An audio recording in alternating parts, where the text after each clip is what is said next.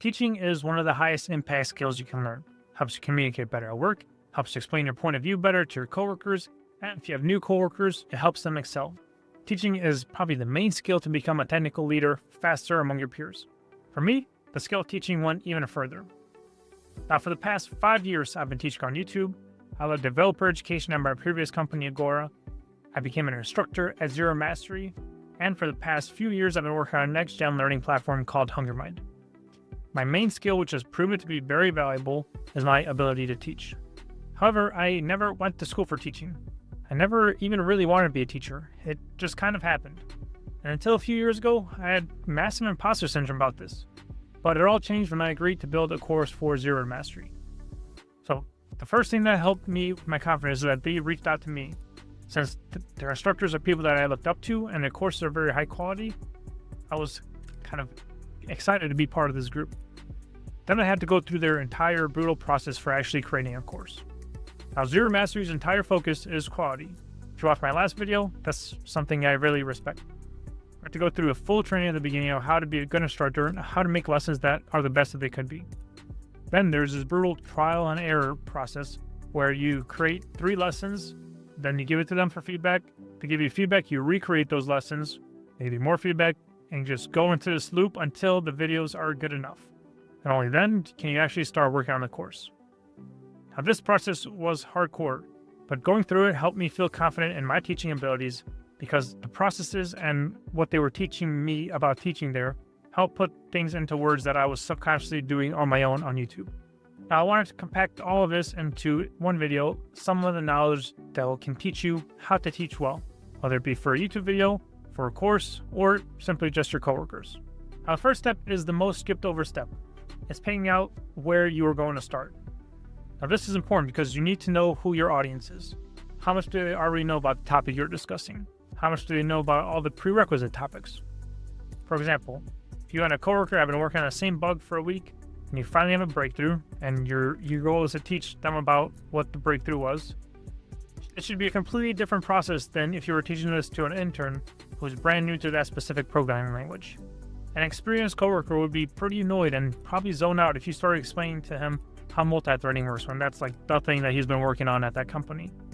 But if it was an intern, he would be completely lost if you jumped right into covering a race condition in a concurrent system due to shared memory buffer being used without proper synchronization, right? So your audience matters. Now, choosing the correct starting point is crucial. Once you have that, the next step is structuring how you will teach. Again, this should be based on the audience, but the most important part is to have a logical flow to your teaching. Now, there are many different ways to structure topics logically.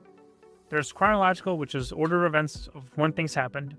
And there's spiral, where you cover the same topic multiple times, and each time you drill a little bit deeper. There's problem-based, where you start with a problem, and then you solve it. Then you move on to the next problem. You solve that one, and you just keep going. There's deep dives, which are my favorite, where you start at something surface level, and then you go into the minute detail. Then there's the inverse deep dive, where you start from the details, and you go up to the big picture. You can mix and match them, depending on our teaching style, but there must be some logical flow to the whole thing. Now, this next step is the most relevant when you're teaching to a larger audience. You should always default to the least knowledgeable person in the audience. And it's important that you define what that audience is. You can't teach everybody, right? You wouldn't teach a baby the same way you teach that senior developer. But when you're teaching to a more broad audience, like on YouTube or a course or something, it's likely that that audience actively chose to be there with the intent to learn something new. So, for me, I like to err on the fact of being more beginner-friendly because it's unlikely that someone would be annoyed that they learned the topic too easily. If it's a video or a lecture, the result is they're learning the topic. I can't imagine someone being upset that they didn't learn it more efficiently unless they hired a private tutor where you pay more, and that's exactly the point of a private tutor. What I've also seen happen is that someone might think they fully understand the prerequisite topic, but when I go through it, they learn something new, or maybe it just clicks a little bit better for them. For example, you might know MAVM, but if I walk through it very slowly, you might know why it's even used, which can help in future meetings or when discussing architecture. Now, if you are making content online, chances are the least knowledgeable person is a beginner, or more towards the beginner side. So how do you teach with a beginner's mindset? My favorite tip for this is to always ask yourself why as you're teaching. I even have a sticky note on my monitor to always remind me to ask that question why while I am teaching. Now, this is due to a concept called the curse of knowledge, which means that once you know a topic, it becomes second nature to you, and you don't remember the little things it took to get you to that point where you took the knowledge for granted. I ran into this issue recently, actually, when I was building the Dark course on Hungry Mind. One of the first lessons was teaching about variables.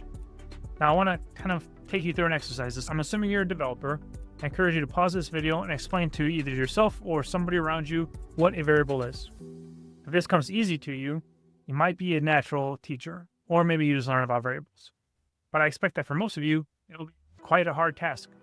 I mean, what do you mean what's a variable? It's just a freaking variable. You assign values to it. It's simple. But for someone that's a beginner, and if you try to remember how you learned it, it probably isn't so simple. Now, by asking why, you can kind of drill down into these topics and be better at teacher, but you can't ask yourself why forever. Otherwise, you'll always end up questioning your own existence.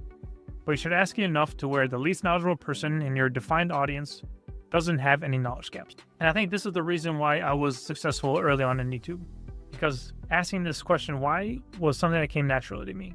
Now, if you've nailed everything we've talked about until now, you can be really effective at delivering information. But to go to the next level as a teacher, you must make your content and the teaching fun and interesting. Effective teachers can keep the learners fully engaged with the material, which leads to a lot more effective learning. Without this step, teaching can become monotonous, like a spec sheet or a manual for your car, where sometimes if the audience is advanced enough and they're looking for that, it might be a good thing. But for a more general audience, it will lead to losing interest and not finishing the lesson. This is the part that I'm still working on. If you are watching this and it's been more than a month since this video has been released, the view count is like 10,000 or more, then I did a pretty good job with this on this video. If it's over 50,000, then I blew it out of the park. And I mean, obviously, views don't determine the quality of the education of a video. That's a lot of it is, did you get people hooked in with the title and thumbnail and the delivery and clickbait and all of that? But there is some correlation. If this video was interesting, fun, and delivered valuable education that people wanted to, learn, it should perform pretty well.